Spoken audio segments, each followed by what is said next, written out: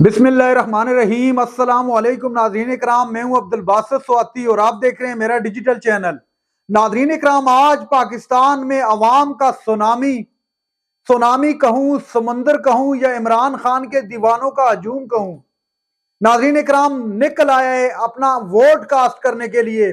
Swat, Peshawar, मेंगोरा, KP पूरा बाहर निकल आया है। यकीन मानिएगा, तारीखी टर्न आउट केपी के की जानब से दिया गया है। आज मुल्क के मुख्तलिफ बेशतर इलाकों की मैं बात कर रहा हूं, जहां पर बदमजगी की भी इतलात मौसूल हो रही हैं।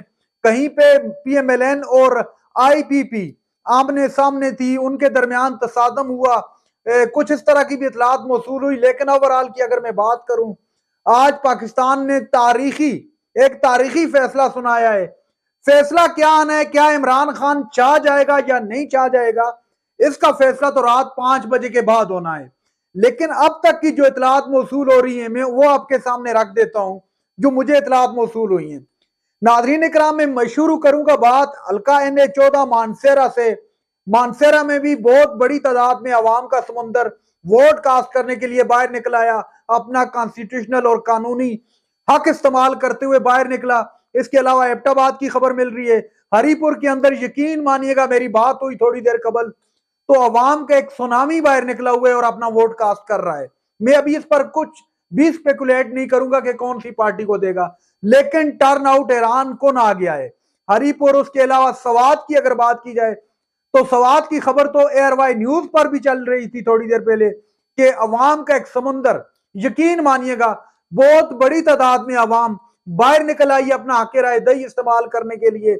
उसके अलावा अगर सवात के बाद की बात करूं, पेशावर, नाज़रीन इकराम, पेशावर में भी अवाम की एक बहुत बड़ी तादाद बाहर निकल आई है और उन्होंने भी अपना वोट डालना है। पेशावर में भी बहुत बड़ी तादाद में इस तरह का हैरान कुन टर्नआउट इससे पहले नहीं दिखाई दिया। लोगों का जोश और जज्बा इस कदर दीदनी था, यकीन मानिएगा, अल्फाज में बयान नहीं हो सकता। नाज़रीन इकराम, इसके अलावा अगर मिंगोरा की बात की जाए, मिंगोरा में भी बहुत बड़ी तादाद में अवाम बाहर निकली। उसके अलावा साथ ही पड़ता है मर्दान, दरगई पड़ता है, तमाम इलाके केपी के, खास तौर पर केपी में बहुत बड़ा अवामी समुंदर जो है बाहर निकला हुआ है। अभी भी वोटिंग चल रही है और वह लोग अपना वोट कास्ट कर रहे हैं। लोगों का कहना है कि ये वाला इलेक्शन एक फैसला कौन इलेक्शन है। इस इलेक्शन ने पाकिस्तान की सिमत तय करनी है और अवाम ने तय करना है कि पाकिस्तान का सुल्तान कौन होगा। और अवाम निकल रही है बाहर, जोक दर जोक बाहर निकल रही है और अपना वोट कास्ट करने के लिए गली मोहल्लों और शुमाली इलाका जात जहां की भी बात करें, मैंने इस तरह की भी वाकयात सुने कि कुछ लोगों के वोट रहते कहीं और थे और वोट उनके कहीं और पर थे। लेकिन उसके बावजूद जो मैंने अपनी आंखों से देखा है वो आपके सामने बयान कर रहा हूं। बड़ी दूर दूर से, जहां पे मैं रहता हूं वहां पर भी बड़ी बाहर के लोगों ने भी आकर अपना वोट कास्ट किए, क्योंकि उनके वोट हमारे पोलिंग स्टेशन पर शिफ्ट हो गए थे। तो इस तरह के वाकयात भी नजर आए। लेकिन ओवरऑल बिल्कुल पुरअमन माहौल है, बड़े पुरअमन तरीके से, खासतौर पर केपी में पुरअमन तरीके से इलेक्शन अल्हम्दुलिल्लाह फिलहाल अभी तक चल रहा है। नाज़रीन इकराम, अब थोड़ा रुख कर लेते हैं पंजाब की जानब, क्योंकि पंजाब जो है पाकिस्तान की रीढ़ की हड्डी माना जाता है और पंजाब तय करता है कि पाकिस्तान का सुल्तान कौन होगा। क्योंकि पाकिस्तान की अक्सरियती सीटें जो हैं पंजाब से ही होती हैं। तो पंजाब की अगर बात की जाए तो पंजाब में भी बहुत बड़ी तादाद में लाहौर, उसके अलावा सरगोदा, गुजरांवाला, बहुत बड़े बड़े एरियाज हैं जिनके नाम भी अभी मुझे भूल रहे हैं। साथ साथ मैं आपको बता देता हूं, इन इलाकों में बहुत बड़ी तादाद में अवाम न सिर्फ बाहर निकली बल्कि बाहर आकर अपना वोट कास्ट किया। नाज़रीन इकराम, जब ये मैं वीडियो रिकॉर्ड कर रहा हूं उस वक्त तक हमारे प्रेसिडेंट ऑफ पाकिस्तान जनाब आरिफ अलवी साहब ने भी अपना वोट कास्ट कर दिए।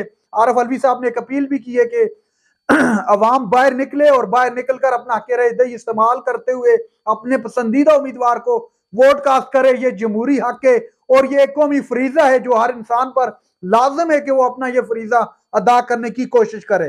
नाज़रीन इकराम, पंजाब में भी बहुत बड़ी तादाद में अवाम बाहर निकली। मुख्तलिफ मकामात पर नाखुशगवार किस्म के वाकयात की भी इतलात मौसूल हुई।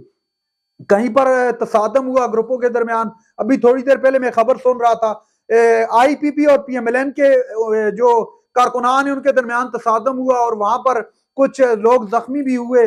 पुलिस वहां पर मौके पर मौजूद नहीं थी, जिस वजह से फिर वहां पर मकामी लोग जो थे उन्होंने बीच बचाव करवाया और मामलात को हैंडल करने की कोशिश की।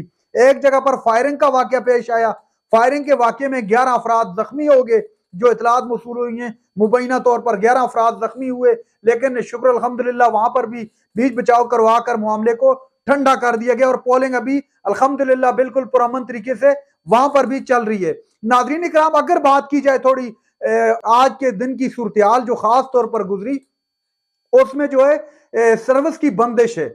मुख्तलिफ जो कंपनीज है, टेलीनॉर, जैज, इनकी मुकम्मल सर्विसेज मुअत्तल हैं पूरे मुल्क के अंदर। हाँ, यूफोन की सर्विसेज आ रही हैं कहीं कहीं पर, लेकिन ओवरऑल मुअत्तल ही दिखाई दे रही हैं और बताया जा रहा है कि सर्विसेज को बंद कर दिया गया। तहरीक इंसाफ ने इस पर इंतहाई तशवीश का इजहार किया और कहा है कि ये एक जो जमहूरी काम है उसमें रुकावट के मुतरादिफ है और इलेक्शन कमीशन से यह मुतालबा की है और दरख्वास्त की है कि इलेक्शन कमीशन इसका नोटिस ले और इंटरनेट की और मोबाइल सर्विसेज को बहाल करे। तो अभी तक ये सिचुएशन चल रही है। आज रात फैसला सुनाएगी ये कौम कि इस मुल्क का सुल्तान किसने बनना है। क्या इमरान खान छा पाएगा या नहीं, क्या नवाज शरीफ बाजी ले जाएगा? फैसला आपने करना है, फैसला अवाम ने करना है। नाज़रीन इकराम, जो जो नई अपडेट मेरे पास आएंगी आपकी खिदमत में हाजिर होंगे। मुझे दीजिएगा इजाजत। अल्लाह हाफिज।